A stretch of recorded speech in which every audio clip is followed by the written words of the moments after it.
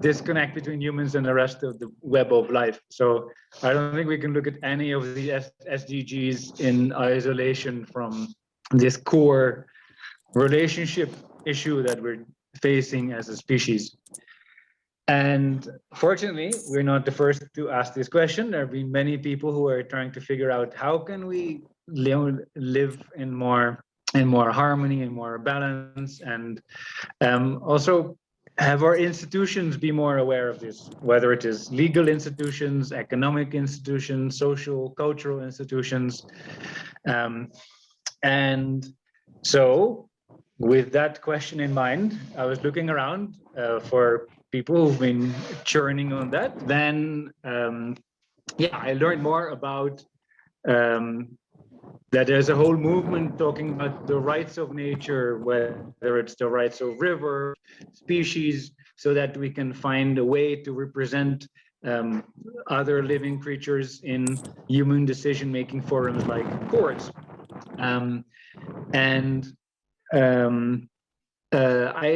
I am not an expert on this topic. I am just deeply frustrated by the lack of being able to actually bring these voices into decisions where we seem to be making not very wise decisions that have a lot of impact on the rest of life.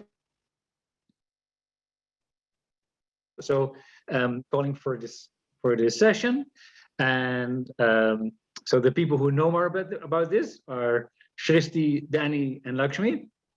So should we just jump into it? So I'll give you the floor, Shristi, and then after 15 minutes is over to Danny. Yeah, so I hope you can see my screen. So I will speak about rights of nature, what's happening in India, because that's the context I'm most familiar with, what's happening outside India, which is the context that I'm not very familiar, but I'm part of the networks and learning from them. And then what does it mean for us to move ahead of those, and in terms of what actions and what collaborations we need to do to be able to do that. So before I get into that, I want to also give a bit of a background of general crisis of environmental governance in India and why we need to begin talking about some of these issues. So one is that we are still in colonial hangover. Most of our institutions still pretty much operate in that mindset of looking at rest of nature as resources to be extracted and appropriated. The second is regulatory failure, which is that most of the decision making happens in Delhi or in Mumbai, rather than actually empowering the local communities and people who are most immediately dependent on these ecosystems. We still continue with the same growth model, where we want to continue with extractivism and also speak about, say, environment protection. The fourth is limits to judicial activism. We know that there have been some progressive judgments in the past, but there's that much that the judiciary can do, despite us having enough independence, but not so much that they can really come out with or change the spaces in the society. And fifth is something that looms over the entire conservation scenario of the country, is when the conservation is supposedly assumed to be environmentalism, which is that if you create protected areas or national parks or sanctuary, that is enough to really protect the environment, and which we see is not really. So it's not that many of these have not been responded to. In the 1970s and 80s, there have been massive movements across India, and in many parts, very regional movements and national level movements that have spoken against these extractive development projects, and in fact resulted into very progressive environmental policies. We didn't have a Ministry of Environment until a very long time, and these movements actually resulted into. Why this is important to bring in this perspective, especially because we are talking about rights of nature, and the role of local movements in that context is very, very crucial. And hence it sets a background for us of why we need to talk about, because a lot of people ask that we already have existing laws and policies, so why now rights of nature, why a new law? And so what we see through these crises is that the current environmental laws and policy have been used as a means to sanction environmental destruction rather than protecting the environment. And the current crisis that we are in is fundamentally asking us to rethink the economic, political, ecological systems that we are in. It is also signaling us a shift from extractive, colonial, and a property-oriented mindset, and rooting ourselves in indigenous and nature-dependent communities, cosmologies, and worldviews. I gave some example, but I don't want to get into too much of a detail because of the lack of time. But many of these are already in many ways articulating their own relationship with rest of nature, which is where the rights of nature movement has to root itself, and in many places has rooted, and in others that are emerging must be acknowledging and really embedded in that. Some of us who have been working on this issue, why we feel it is relevant is based on our own interactions with peoples and communities that we work with. And so some of those I just want to mention so that my own position on why I'm speaking about this is also clearer to the people who are listening here today. Is that, say, this indigenous person in central India, Sumaru Kallo, a Gond Adivasi, articulates their relationship with rest of nature as believing that the spirits and the gods resides in rock, trees, and animals, and in fact in every element of nature. So when they're protesting against a mining project in their territories, it's not just about loss of their livelihoods, but it is so much more about the loss of the spirits in the forest, loss of species in the forest, and their sense of what a democracy is, what a community is, extends beyond just humans. Similarly, how women articulate their relationship with the forest is very different from looking at it as just a mere resource for livelihoods, but how it is intricately linked and woven with their life. The top is from the Lepchas of the Zongu River in the Northeast India, where the communities believe that the river cannot be dammed. It's because it's the passage to reach the other life when a person dies in this life. So these articulations are important for us to look into how people view this relationship with nature, and where then rights of nature as a discourse come to complement or strengthen the movement. So there are 4 approaches across the world that I want to highlight that have been used in this kind of a movement that is emerging. One is articulating about earth-centered governance, which is again rooted in indigenous cosmologies of how people have looked at territories not from just a human perspective, but how it is also about the lands, it is also about the migration of animals. And so it's a more broader idea of governance and decision making in that way, but is also complemented with more recent approaches or more Western approaches of, say, bioregionalism or eco-governance, stuff like that. The second is a constitutional approach, where the constitution recognizes the rights of nature itself, and it is amended in the constitution. I'll give one example of such. The third is indigenous and relational approach, and we see this happening in many examples that I've given, but also actively communities actually coming up with Bill of Rights in their indigenous constitutions or in their indigenous tribal councils, where they are articulating of why and what they mean by rights of nature. And the fourth is a judicial approach, which is the court orders and judgment. There's a worldwide movement starting from Ecuador, where in 2008, the rights were granted in the constitution. In the US, several ordinances were passed. In Colombia, where Ortorato River was granted rights. And it's not just rivers, but also national parks like the Urewara, where in New Zealand, it had got rights. And then very recently in Chile, there's a whole process going on with constitutional amendments to approve rights of nature. So there are several examples, of course, can't get into all of them, but I want to mention a few which give us a bit of a analytical lens to look at the India judgments. So first is the Tiviawa Tupa Act in New Zealand, which was passed by the parliament, recognizing the historical injustice done to the indigenous Ewe people. And it has emerged out of 150 years of people's struggle, very rooted in their own articulation of what it is to be part of a river ecosystem. So we are the river and the river is us. The Crown recognized and apologized the violations done in the past and gave rights to the river in terms of legal personhood.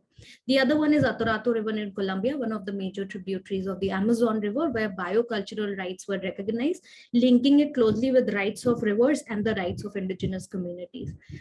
Ecuador is already I've mentioned, but what I want to highlight is that their constitutional amendment was rooted in recognizing the good living, quote unquote, the Indian indigenous concept of an alternative vision of well-being. And it was strongly argued by the local civil society of what it really means, not what was articulated by the left government then, but what people and communities have been really articulating. These are some of the declarations that you can, if interested, take a look at. Rights of Mother Earth Universal Declaration that was passed in 2016, and then Rights of Rivers Declaration that has come out very recently by various groups across the world. And that some of us have also contributed. So what happened in India? That's the crux of this presentation for now. So what happened is that in 2017, the Uttarakhand High Court, one of the North Indian states in India, passed a judgment recognizing the rights of rivers, Ganga and Yamuna, one of the most sacred rivers in India, as having the right to exist, persist, and hence having the status of a legal person. I'll get into what does that mean. And the same High Court in 2018 recognized the rights of the entire animal kingdom. In 2020, Punjab and Haryana High Court, but the same judge, Rajiv Sharma, passed a judgment recognizing rights of a lake in city of Chandigarh, Sukhna. And as recent as last month, the Madras High Court observed that the Mother Earth has rights like that of a legal person. Now, that this 2017 judgment was challenged by the Uttarakhand state government in the Supreme Court of India, saying that this is completely illogical. We cannot implement such a judgment, and hence it had put a stay order on it. While giving this judgment, I will look at specifically the 2017 judgment because it is instructive and a little more detailed than the others. One is that it evoked directive principles that the state has a duty to protect the environment. It also evoked fundamental duties to protect natural environment as citizens of India. And it's not that this is the first time that the apex court, like the courts have had this ecological consciousness or ecocentric approaches to judgment. There have been several in the past. So one is not saying that this is the first time. In fact, a very progressive judgment was passed in 2013 where the Supreme Court recognized the rights of the Domriya Konds, the indigenous community in central India, and their cultural rights to protecting their sacred territories, which they called as Niyam Raja. Now for us, what are the points to consider, which was also interesting for us to see where the decision making begins and what we need to really do for this movement to work on the ground. One is that one is the legal person. A lot of people ask, what does it mean to recognize rivers as legal person? In the language of law is that injury can be recognized, you have the right to sue and can be sued. In that context, then what are the rights and liabilities of a living person, and especially in this context of rivers or other ecosystems? Now, the court considered river as a minor and appointed state guardians. The first question is that the state that has been actually sanctioning destructive projects, how automatically it will be protecting the river's rights. And the second is that it did not speak about the role of local communities. And so hence for us to look at what it would mean.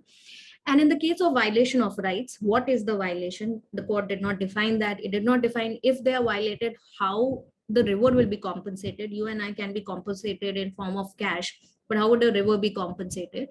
And what would be the restitution process in that? To whom and in what form? And importantly, what is a river? Now, that's an important question to consider because as a civil society working on river issues or with dependent communities, that has not comprehensively happened.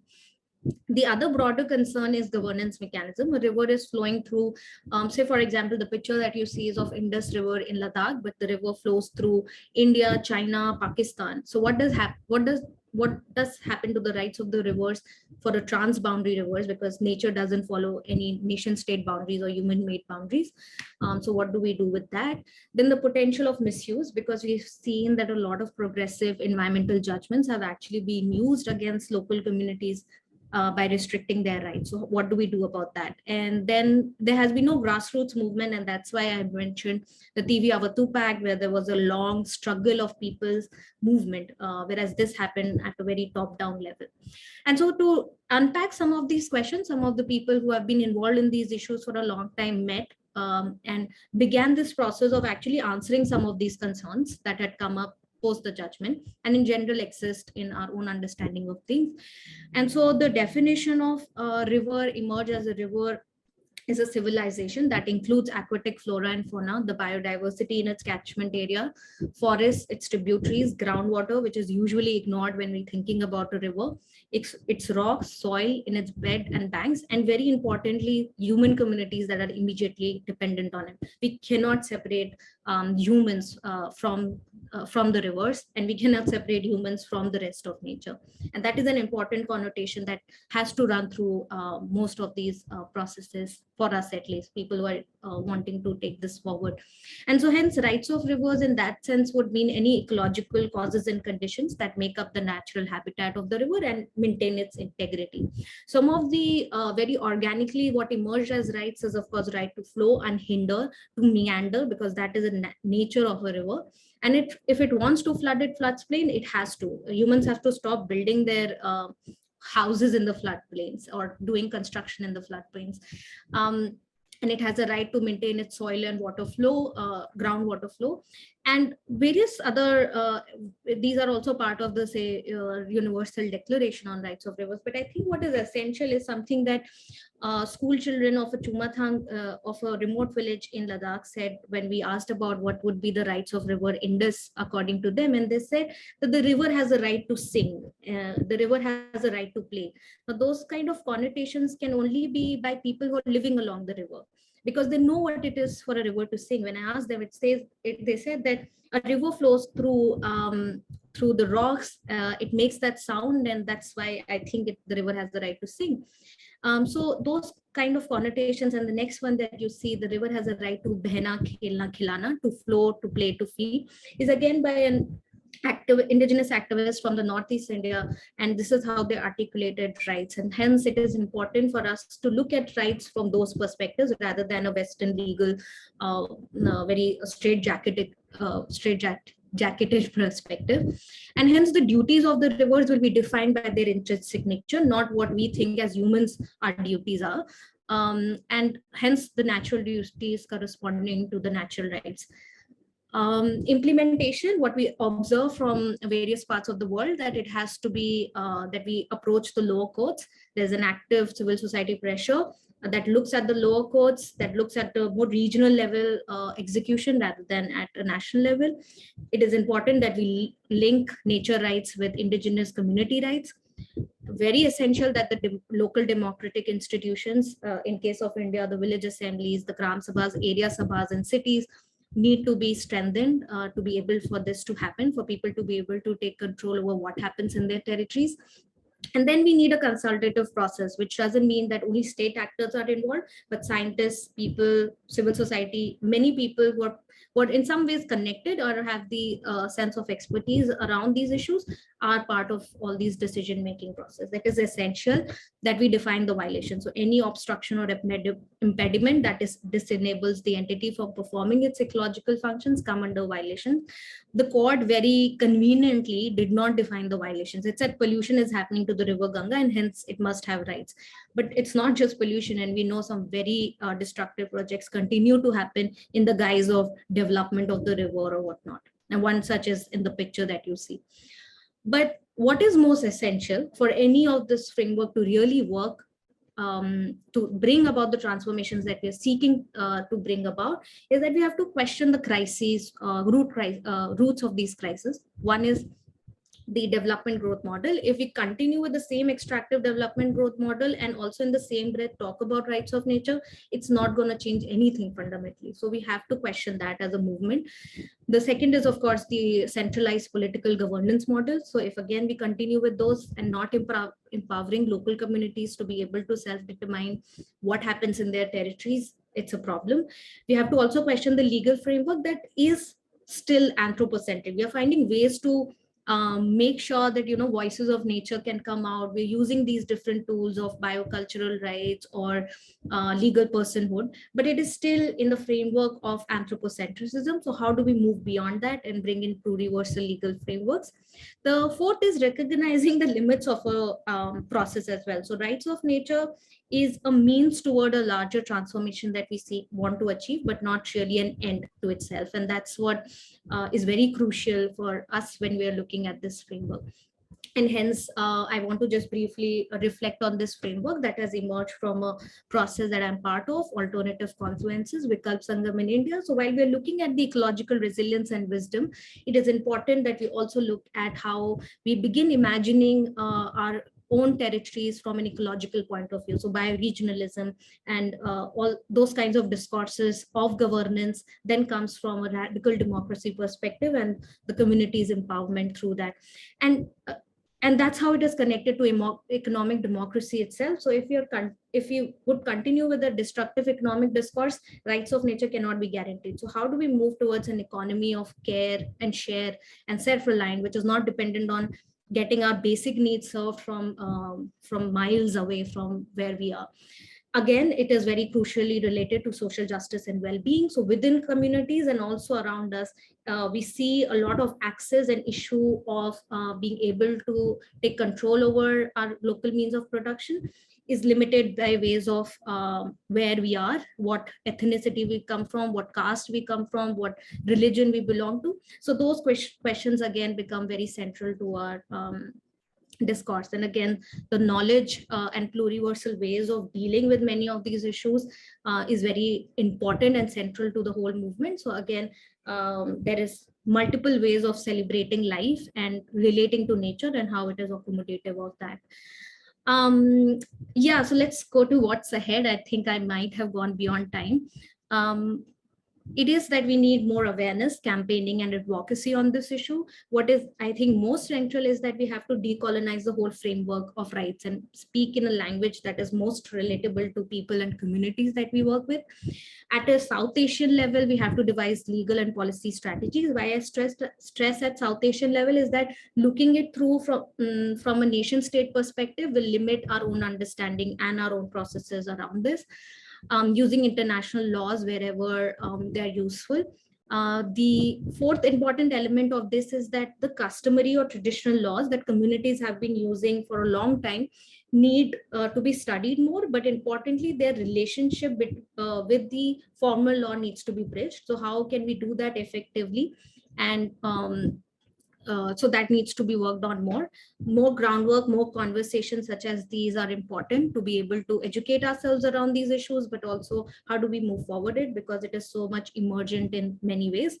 And wherever we are, so local processes as I was hinting earlier, wherever people have focused on their own local processes and territories, it has been much more effective. And training and exposures of lawyers and judges to be able to imagine radically is again an important element of it.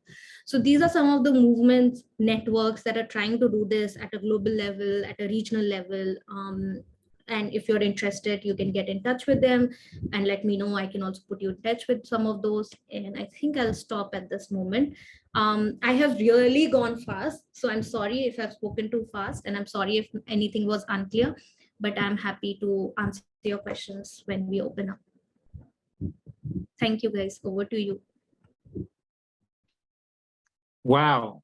And will you also be able to share that presentation later? Because that was a roller coaster, like a master class in 15 minutes. Yeah, amazing. I'm very keen to hear also from Danny. Yeah, I'm not sure whether we have time like to do a whole like unique presentation, but maybe if you can riff off what got triggered when you were listening to Shristi, and where you feel there are differences or complementarities between your approach and what she's been presenting, that would be awesome. Sure. So I just messaged Heis while Shristi was speaking to say that that was such an incredibly rich presentation. And I think it's really important for people to have an opportunity to talk about what Shristi presented. So I don't really want to speak for 15 minutes. That will take us through to the end. I'm happy to speak to you guys on another occasion. What I was going to speak about, and I think I'll just raise it as a complementary approach to Shristi's. So Shristi was very much speaking about the way in which people who haven't been dominated by Western models of the hierarchy of life understand the world and the importance of following their sense making and not just continuing to dominate them from a social point of view, but also, of course, from an ecological point of view. And what I was going to talk about was how within Western justice theory itself, I have come to really reject an anthropocentric conception of justice and anthropocentric institutions of justice. Because I think that even within Western frames, they no longer make sense. And there are three reasons that I think they no longer make sense. The first one is that the whole idea of human rights, which so many of us have ascribed to, the basic premise was there shouldn't be arbitrary distinctions. So arbitrary distinctions on the basis of gender, ability, sexuality, race, religion. But the ultimate arbitrary distinction is the distinction between humans and beings other than humans. And so many of the foundations that that distinction has rested on, theological foundations, metaphysical foundations, pseudoscientific foundations, they're all starting to fall away. So from that perspective, it becomes an arbitrary distinction. The second is that from pretty much every Western knowledge system, whether it's biology, physics, sociology, philosophy, we're really coming to understand that the idea of the human and the idea of the individual, the autonomous individual, both of which are at the heart of Western justice systems, just they don't make sense, right? Whether it's the microbiome in my gut, which is actually responsible for how I feel and my capacity to think, or the production of oxygen and the absorption of carbon dioxide by forests and trees that makes it possible for humans to live. So this idea that humans could flourish, that humans could live decent lives, absent care for the conditions of flourishing for the more than human world, that also doesn't make sense. So that's really what I wanted to say, that it's not just, yes, of course, you know, that Indigenous knowledges that have been so violently repressed in Western modernism and a source of incredible wisdom around different understandings of who counts and what it is to be an ethical subject in the world. But even from within the knowledge systems and the sense making of the West, this no longer makes sense as a viable way of thinking about or institutionalizing justice. And I think the final thing I'll say, really just to, I guess, to make this real in my own context is, so I live on the southeast coast of Australia, and I live in an intentional multi-species community. And actually in the winter of 2019, we talk about the Black Summer fires, but they actually started in August, which is winter, when the Black Summer fires started to burn, and they came closer and closer to where we live. And we had the experience that I live in the rainforest, and rainforests aren't supposed to burn, but some of the most important rainforests on the east coast of Australia burned around Dorrigo. And 3.25 billion vertebrates were killed. Now, that is an unimaginable number, just to give you a sense of what that number means, because we can't even begin to grasp that. If you spent 10 seconds resting your mind on every one of those 3.25 billion animals, it would take you 950 years. That's 11 really good human lifetimes doing nothing but thinking about the death of those 3.25 billion animals. 18.5 million hectares was burnt. So, you know, the size of Belgium was burnt. I think bigger than that. So the real impacts of anthropogenic climate change, of deforestation, of the destruction on the environment are now at a point that there is no possibility of living a decent human life, even if we think of humans as being separate, without understanding this. You know, we couldn't breathe for 3 months. The sky was the color of a bruise for 3 months. You know, entire landscapes are going to be, rainforests will never grow back. So I've gone from the somewhat abstract to the very concrete. But I think when we actually come face to face with the gargantuan scale of destruction driven by a system of justice for humans and development for humans that is generating this type of complete deconstruction of the conditions of possibility of our own lives, then again, from a confrontation point of view, confronting what it is to live in the world, it forces this very radical rethinking of what justice, what legal institutions, what political institutions ought to look like. So that's enough for me.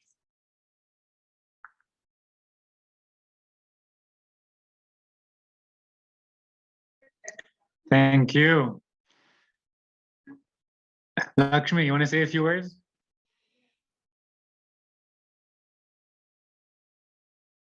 You have to unmute yourself.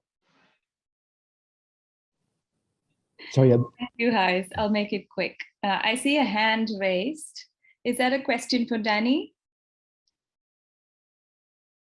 It's fine. You go ahead. Would lovely to hear from you. Great, go. Thanks. I won't take long. I was asked to respond to both Shrishti and Danny's talks, and I don't know how to respond to the breadth of concepts that has been brought into this talk right now. But what I will talk about very quickly about what I am concerned with within these very broad frameworks. And, you know, Shrishti talked about the broad arena within which we are playing right now, the broad constructs that are abstract. And it sort of lays the foundation thinking about the world at large. And Danny, thank you for bringing that straight to the heart of our experience of the world right now. And I guess I place myself somewhere in between, because I'm interested in the individual and culture, and how that relates to our justice systems or how we live in this world. So as a multi-species being, just as an individual, what does it mean to be human in this world right now, knowing that everything that I know about myself and the world does not relate to my experience of myself? And by that, I mean that I act from predetermined conditions of colonization, of caste systems, of privilege, of an education system that is part of the system. And as an individual, I definitely, even though I have worked on some of those issues, I behave on a daily basis from that standpoint. Even though I know that I am a multi-species being, what does that actually mean to live in this world? So that's my question. And then what does that mean for human culture now that we have all of this information at hand? And how do we create spaces where we can talk about this? And how can we shift as individuals and as a culture towards a more lived experience of a multi-species being and a multi-species culture? Because I find that, we're being asked to live in this world from two different directions. We have to, at the same time, work on changing the system from a very multi-scale earth level, and at the same time work on ourselves and culture. So it has to meet somewhere. At some point, maybe in the next 20 years, if we are to make any impact, any real impact with what we're talking about. And so what is that space that we meet? Where would this meet our individual experiences, our cultural experiences, and what we know that should happen on this earth at a global scale? So I will stop there. These are all questions that do not have answers, but I'm just throwing them because I think they're important. Thank you. Thank you. G2G, I'm not sure that is your name, but that's what it says. It would be a great name. I'll maybe change my name. My name's Justin Kenrick. These are three really wonderful, really extraordinary, Please go ahead. Three painful presentations, but really good. I work for a human rights organization that supports forest peoples to stop them being thrown off their lands. And my colleagues find it very difficult that I don't find the rights basis very useful. The notion of rights seems such a difficult place to start from, as was being said. And there's something about the folk I work with tend to think of, they want the right to be responsible. They want the right to carry out their responsibilities. They want the right to continue their relations rather than being kind of in opposition to that. But my basic question was back to Srishti, which is just that the rights of nature language can be so used by conservationists and so on to evict, to bolster the eviction of indigenous peoples from their lands, that I find it so dangerous without it having it's more the rights of us, because if we're talking about humans here, we're talking amongst humans, how should we behave towards the rest of beings? So it's like, how can we have the right where we live to be responsible for all others here, to be in relationships of care and responsibility? So I just wanted to ask the question about how do you guard against the way this language can be used to impose control rather than to enable resilient relations amongst people embedded in place? Thank you.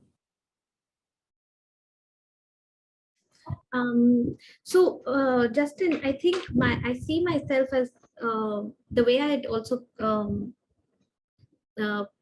kind of position myself into various spaces that I'm interacting with around rights discourse is where I'm using my space and time as somebody who's guarding against these concerns, because I think increasingly that is the danger of first of all co-option of this by many people, by many popular and also powerful institutes of language of rights of nature, harmony with nature and such. And so I see myself as somebody who wants to raise these cautions, and that is why I think in my whole presentation, that was the underlying tone of also why we need to keep speaking about systemic transformations while we are also speaking about rights of nature. And I think in my understanding about rights, say a lot of how indigenous communities have spoken about rights, they actually took a departure when the whole human rights framework emerged. They took a departure from looking at rights from an individual rights perspective to looking at how they do it in a collective rights perspective.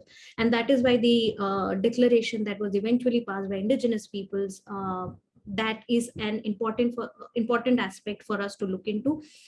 Also for the rights of nature discourse. So we don't have to look at individual species, which happens a lot in many Western discourses when they're speaking about rights of nature, or individual ecosystems, but how we look at ecosystems rather than looking at a binary of separating humans from the nature. And that is why, again, how do we speak this language? When I speak rights and nature, or when we speak humans and nature, then we anyway creating this binary. So how do we speak in a language when we say humans and the rest of nature? So then the binary immediately breaks. There is no binary. We are very much part of nature. And again, that's where community articulations have to be very importantly rooted in this discourse. So for example, the TV Avatupa Act that was passed in New Zealand, it was in a long-term negotiation with the Crown, because they couldn't find the right tool to articulate this. And then eventually the negotiations reached a point where legal personhood was closer to what people really articulated in terms of their relationship with nature, which is that they looked at Wanganui River ecosystem as a living person, as a entity that has an agency, that is actually in many ways giving instructions to people of how to live in that ecosystem. And so legal personhood in that way came very close to their articulations, not enough, not adequate, and still needs to be worked upon, but that's where it came. But in say context of India, legal personhood might not be the right tool for two reasons. One is that the river Ganga is not a person, she's a goddess. So she cannot be accorded rights like a goddess. So every context would have very different interpretations and very different articulations. And that is why I was stressing that there's a need to really do this work with peoples and communities, seeing some potential of it being able to change and being able to stop certain destructive projects, as we see in many cases in Ecuador, where local courts have been able to stop many destructive projects because they were using and evoking rights of nature, which is again very rooted in their own cosmovisions of how they relate with the Pachamama.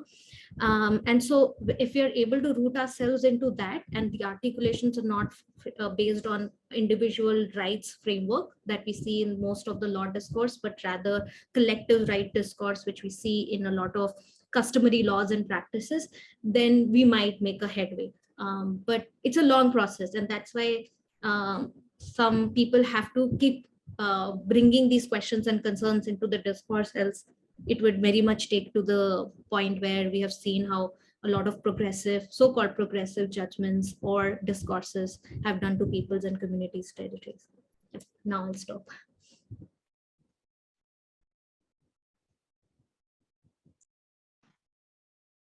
Okay. I just wanted to say that this is not the end of the conversation. This is the beginning of the conversation, or a continuation of the conversation. And I want to propose to find a virtual space where we can meet and we can share notes and thoughts and ideas. So my proposal is to meet at Lakshmi's virtual house, which is a website called Inner Climate Academy. And maybe Lakshmi, if you, can you post the website? You pay? Okay, great, amazing. Because then we can make some shared documents, and we can continue this, and then we can see like what kind of actions come out of that. If that, does that sound relevant for people? And we can circle back maybe to the SDG catalyst group and groups. Okay, so having said that, Natalia, go for it.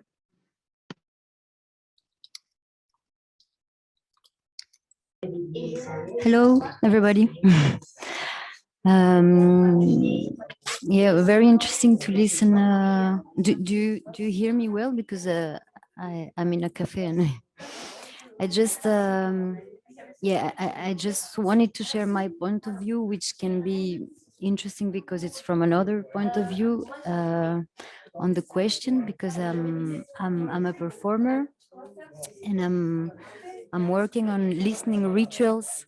And just in the moment, I just walked with a group of other artists from the sources of the Loire, the river in France, till the moment where we can navigate her. And we did a kind of almost silent walk for 1 week.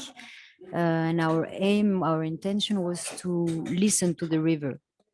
And so you were saying it's time maybe to unmute. I would say maybe it's time to mute as humans if we wanna,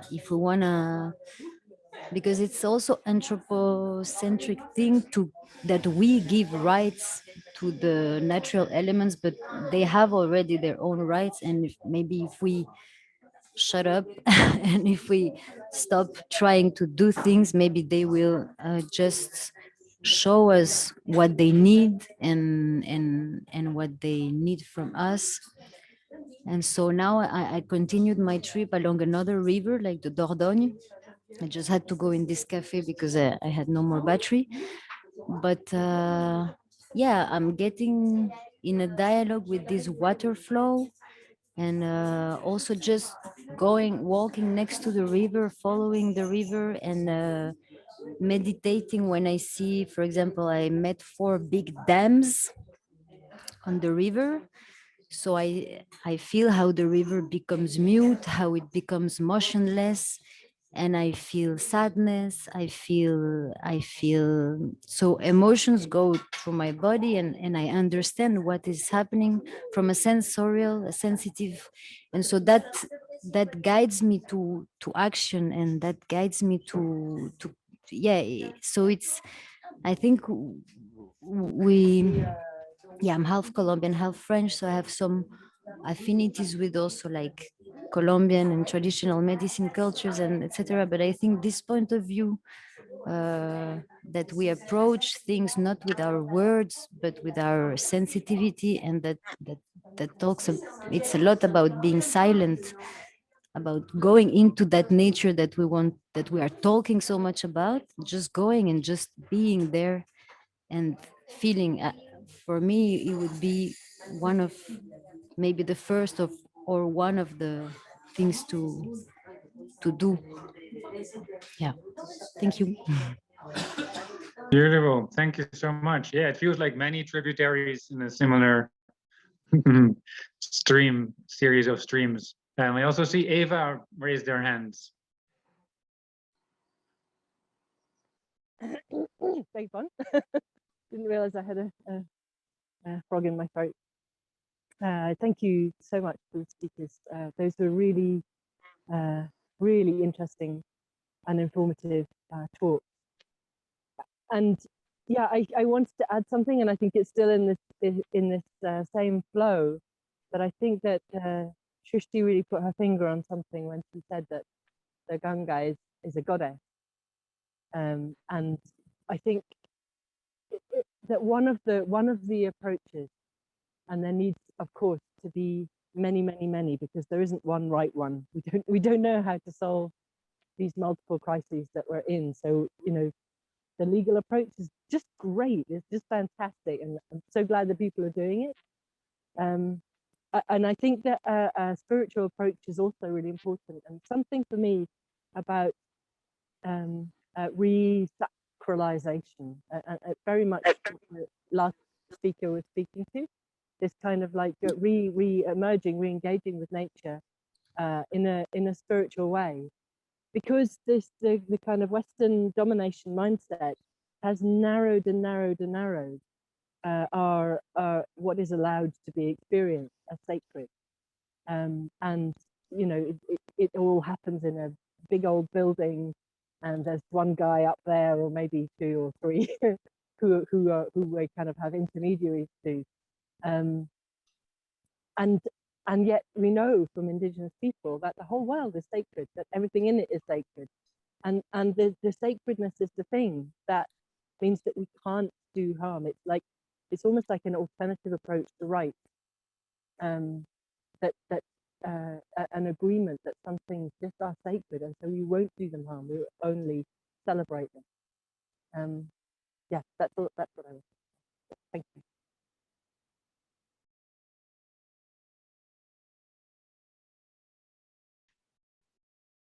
Thank you. Yeah, I just realized while you were saying that, you know, I was inviting people to come and spoke about the voice of nature and decision making, and I was looking at this and like, oops, decision making is all about cutting through stuff. So yeah, it raises a lot more about where the question comes from. So thank you very much.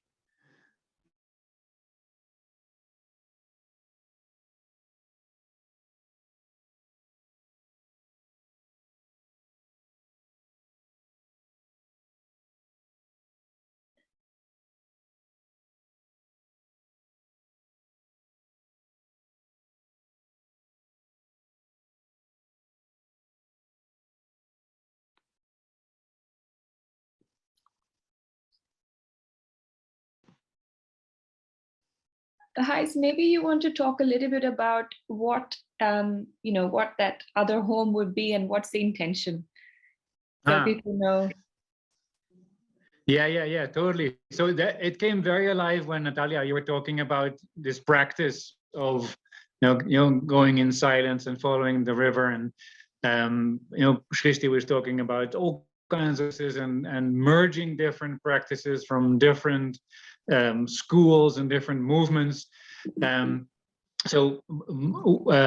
I'm working on another project. I don't know if anybody is here on the call, which is coming from that, which is using technology to translate voices of the modern human world into decision-making arenas and forums. So because there's all these convergences of different schools and movements, bringing with them different types of ritual, different types of ceremony, different frames of thought. Basically, what I'm excited about is finding some place where we can bring those things, whether it's a method, whether it's a practice, whether it's a frame of sense making, and then see actually what I'm sure it's really diverse, and then see what emerges from that, and then what feels, what we feel called to act on more. Maybe like combine two different practices, maybe walking along the river and then like mentally reflecting on what does it mean in terms of like a personhood for the river, or and there could be many different unpredictable convergences and synergies of these different approaches. So that's my intention of like bringing in the diversity, making it visible, and then seeing what that does and what we feel called to do next. Is that clear enough?